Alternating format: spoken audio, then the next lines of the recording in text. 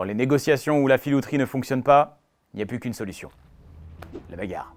Bienvenue à tous, je suis Alpha et je serai votre maître d'armes aujourd'hui. Dans cette vidéo, je vous apprendrai les rudiments du combat dans une campagne de Dungeons & Dragons. Que vous affrontiez un archidémon, un seigneur de guerre ou un marcassin un peu trop téméraire, vous devrez apprendre à utiliser vos armes, vos sorts et vos compétences pour triompher. Lorsqu'un combat démarre, le maître du donjon détermine la position de chaque joueur et de chaque ennemi.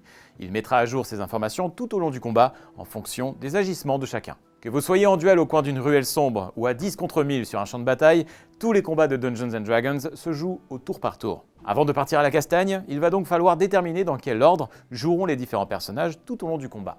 Pour ce faire, chaque joueur jette un dé d'initiative dont la valeur correspond à son tour de jeu. De la même manière que le maître du donjon se chargeait d'incarner les autres personnages de votre aventure, les PNJ, il va désormais incarner vos adversaires et jouer à leur place. Il a avec lui les fiches des différents ennemis, comparables aux fiches personnages des joueurs, et respecte les mêmes règles que vous lorsque c'est à son tour de jouer. Quand vient votre tour de jouer, vous pourriez être tenté de foncer dans le tas, hache à la main. Bonjour Ted.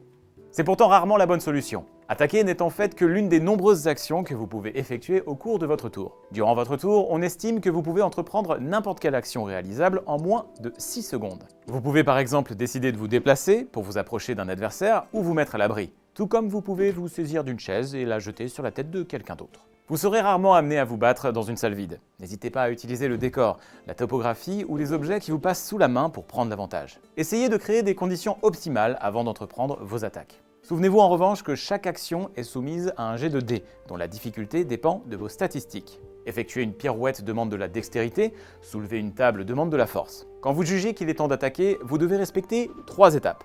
La première vous demandera de choisir votre cible, que ce soit un adversaire, une porte, voire un allié. Lors de la seconde étape, le maître du donjon va comparer vos statistiques et votre position à celle de votre cible et déterminer la difficulté de votre attaque.